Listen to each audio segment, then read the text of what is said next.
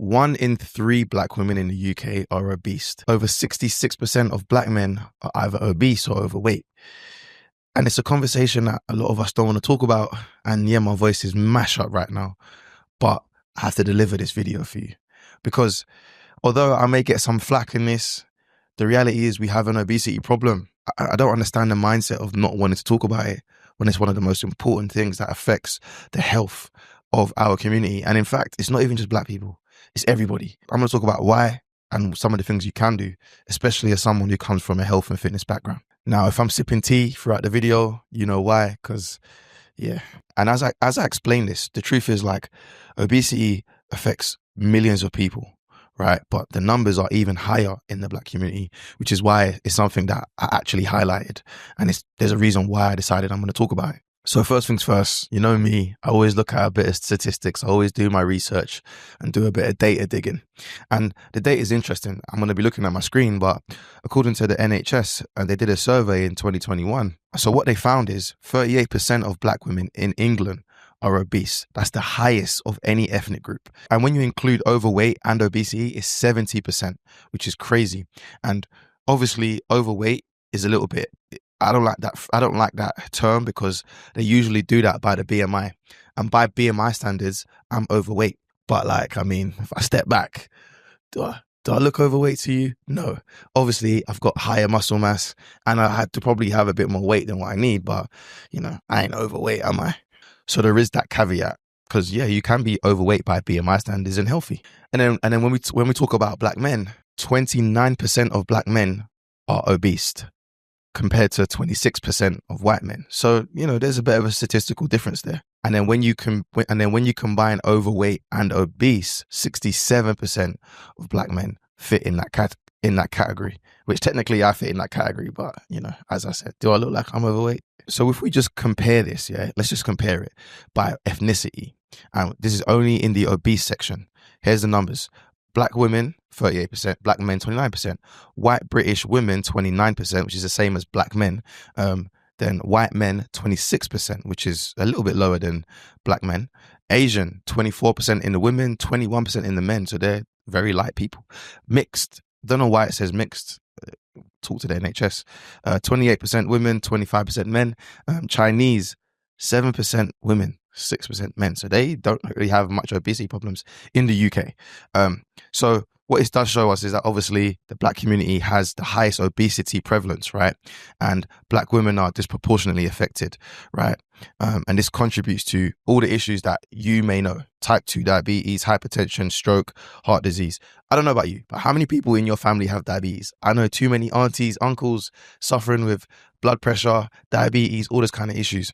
And it's really, you know, an issue that is actually important to me just because I don't want anyone in my family having to deal with those health issues. Now, I come from a sports fitness background.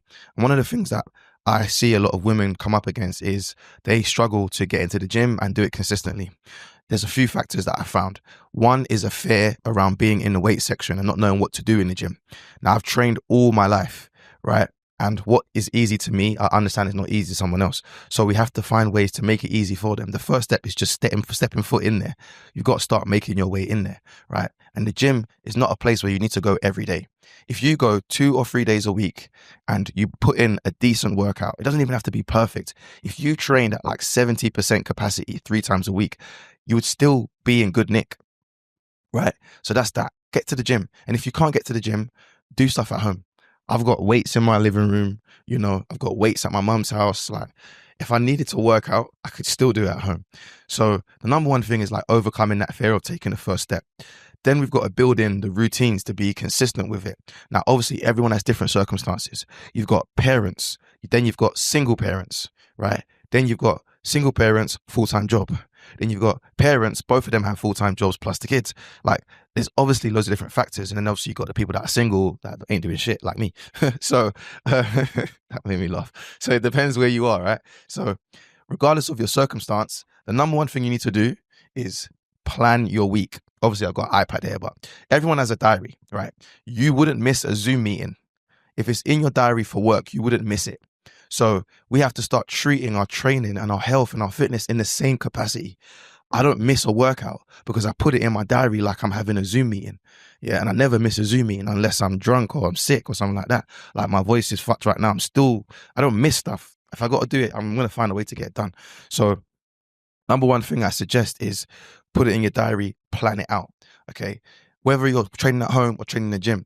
And back to the gym section, a lot of women and guys too, because black men are struggling too. If you don't know what to do, like stop going on YouTube and doing YouTube workouts. Stop going on TikTok and doing TikTok workouts. You're doing TikTok workouts that a 22-year-old girl who's single with no stress designed.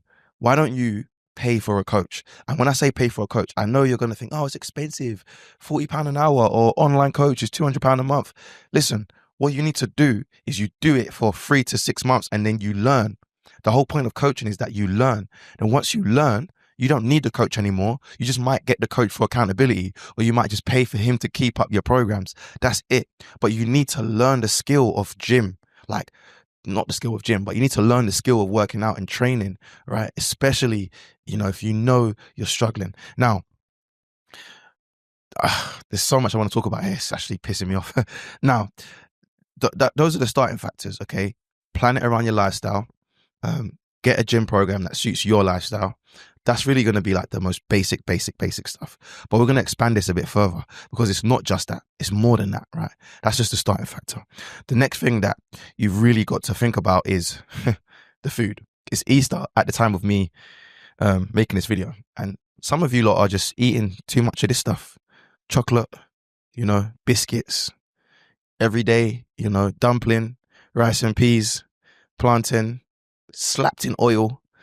Trust me, man, I love my yard food. I'm a Jamaican man. But I understand that I've got to eat in a healthy way to maintain my physique, to make sure I don't get high blood pressure, to stave off the disease. Yeah. And I know that it's hard. I know you love your hard food. I know you love your jollof rice. I know. I love it all too. But I'm not stupid. And I understand that my health is my wealth.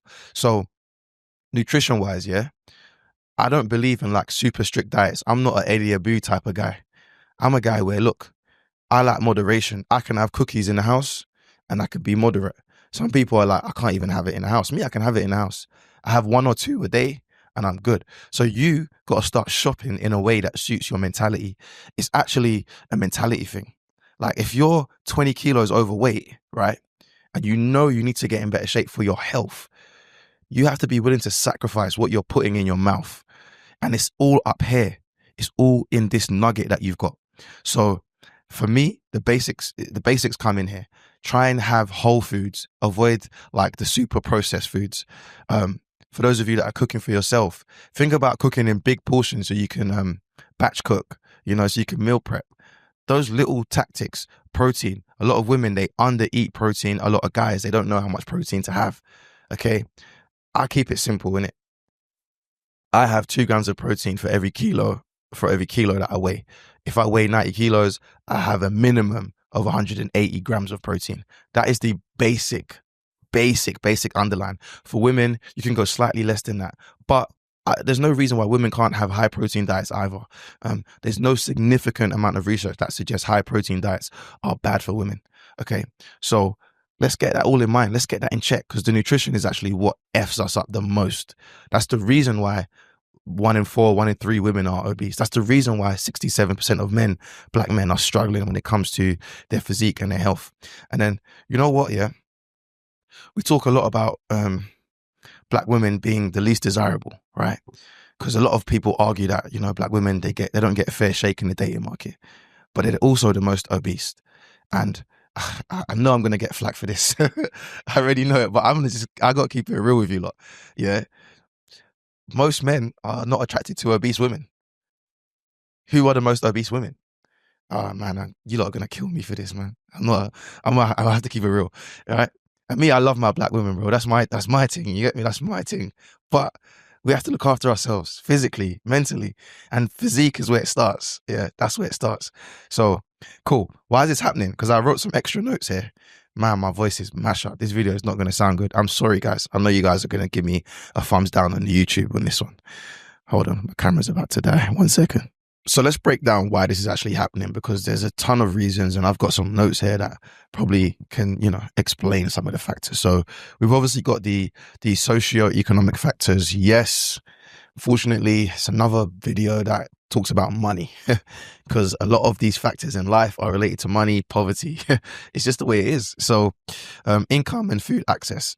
Black families are more likely to live in low income households and what we call food deserts, with basically fewer supermarkets and more fast food options. And as I grow up and as I realized, there's two things I noticed growing up. There's always like loads of bookies and there's loads of like fast food chicken shops. Why? I mean, you tell me. Why are bookies in the poorest areas? I don't know. Anyway, that's another video. Sorry. Stress, cortisol. So I don't really blame this on this, but chronic stress from things like racism or turbulent work environments or turbulent home environments, being a single parent, which we know that Black women are more likely to be single mothers, especially Caribbean people, financial strain, all of that can obviously contribute to weight gain. If your cortisol levels are high, it could be difficult to lose weight, right? And for men, if your testosterone levels are really low, usually that's caused by the weight gain, but it makes it harder to lose weight, right? So we know that these hormonal factors take place. And as a coach, that's something I learned as well. Also work patterns. Obviously, if you're a single mom, how do you find the time to work out? If you're a single dad, which there aren't a lot of them, but how do they find the time to go gym, look after the kids? There's a lot of factors in terms of day-to-day stuff that can affect you. So we know that. And it means that you can't prep healthy meals. You ain't got time to do your Pilates and yoga and all that stuff. That's for the people that ain't got responsibilities 9 times out of 10, which is true. A quote, I guess I would say that I've just made up is, you can't outrun poverty. Like we talk about money and stuff, and I seem to talk about it in every video because it's always kind of related to something that's going wrong. Like where there's poverty, there seems to be always like an accumulation of other issues, and obviously this is one of them. Then biological kind of factors, which when I was young, people would say stuff like I'm big boned, and I think we know there's no such thing as big bones because everyone's bones are pretty much the same, but we know that lifestyle factors actually contribute majorly to fat gain or even fat loss, right? But fat storage differences. Black women often have higher levels of subcutaneous fat versus visceral fat, visceral fat is fat around the organs. And actually it's less dangerous, right, to have subcutaneous fat, but it still contributes to your BMI. So, I always used to say to guys that, look, if your visceral fat is high, you're dangerous. I used to coach someone that had fatty liver syndrome, and, just literally diet, training, lifting weights, I was able to basically not cure him, but he didn't have to get medication anymore. So these little things are important. Metabolic differences. Now, there isn't a lot of evidence to support this, but some studies do show that Black people may have lower resting energy rates, meaning they burn slightly fewer calories at rest. Now, it's not a ton of evidence. There was only 2 studies I found that actually supported it. However, it's a factor. It must be a factor because people studied it, right? And again, these factors here, the biological factors, they're very minimal because your lifestyle factors will always override any biology 9 times out of 10. So we have to bear that in mind. Higher rates of insulin resistance have been documented in African and Caribbean populations, which obviously increase your diabetes risk. Hence why what I said at the start of the video, most of us probably know someone in our family that has diabetes. Like we all tend to have an auntie, uncle, granddad, grandmother that has diabetes. It's something that's just quite prevalent in our community. It seems like we're more prone to it. But again, I'm going to just underpin this little section here is like these biological factors are minor compared to lifestyle and environment, but they're worth knowing about. But your lifestyle is the number one thing. What you eat, your nutrition, the way you live, how active you are. That's always going to outdo that. Now, nutrition is obviously important, right? Our Afro-Caribbean diets tend to be rich in starchy carbs. We talk about jollof rice, talk about dumpling, puff. I know I'm Jamaican, but trust me, I got some Nigerian family, so I know what you lot eating on them sides. So our food is very starchy and it can be very oily, very, very oily. And I think that what we kind of need to learn to do is basically regulate our portions. I had a friend that used to do like small plates. He'd only eat on small plates so that he wouldn't eat as much. That's his tactic. I personally probably couldn't do that because I'm a big plate guy, but tactics that work for you. For me, I'm just someone that I just exercise self-control. So, portion control. I weigh my food sometimes. I have a food scale. If you guys have seen any of my fight diary videos, you'll see I weigh out my meals. It's just something that I've learned to do. So right now, if I wanted to lose weight, I know I could lose weight in 5 weeks, 6 weeks. I know how to lose weight. And it's just because of all the training and doing it, like practicing it. It's a skill to be able to do. It's actually a life skill, which again, they teach you in school, but it's very minimal. And that kind of, obviously for me, like I mentioned, is the portion sizes. If you are able to control your portion sizes, you can still enjoy your yard food, your Nigerian food, your Ghanaian food, your jollof rices and whatnot. Yeah, you can enjoy that if you know how to do portion control, right? And then one thing though is like, obviously not all traditional foods are bad foods, right? Like there's a lot of healthy traditional foods. Kalaloo, okra, fish. There's a lot of, like, especially like steamed fish, there's a lot of healthy ways that we can have food. So it doesn't necessarily mean that our traditional meals are bad. Plus, like I went to Jamaica a year and a half ago or 2 years ago. There's a lot of slim people. I probably saw more slim people when I went to Jamaica than here, right? And they have less resources than us. And they're eating traditional food. So like, it's not just the food, man. It's the balance. And especially, obviously, my family's from the countryside. I was in the countryside. A lot of people are on their feet all day. They're moving about, so they're active. So they don't get as big. You got to bear that in mind. So I think one of the biggest things we can do as a community is just re-educate ourselves. We've got to train ourselves to eat in a more healthy way and eat in a more healthy manner. And then we've got to normalize going to the gym and working out and making it a lifestyle thing, making it a part of our culture, making it a part of something we do. And those numbers will start to change because, I don't want women in my family to be suffering with health issues because they neglected their physical health when they were younger, when they could have, even if it was 2-3 days a week. And I get that. I mentioned some of the struggles that you're going to face, but then you've got to learn to adapt.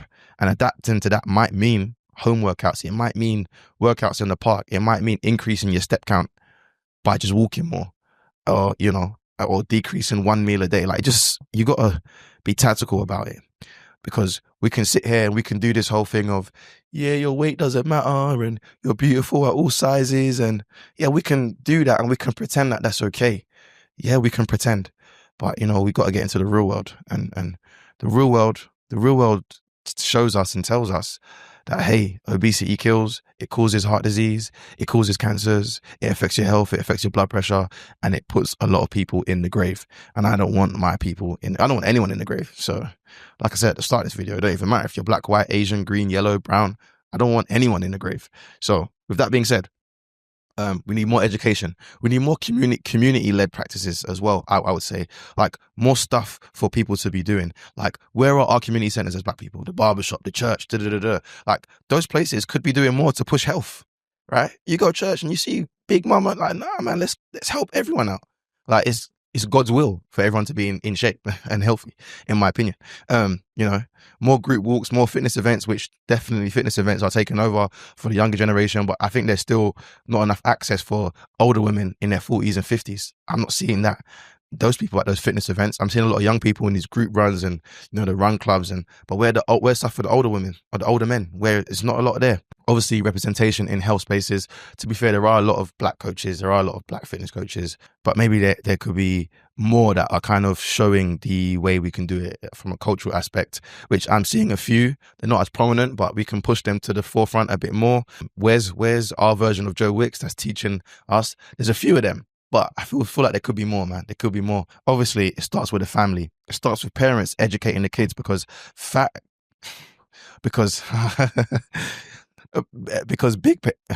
big parents usually raise big kids.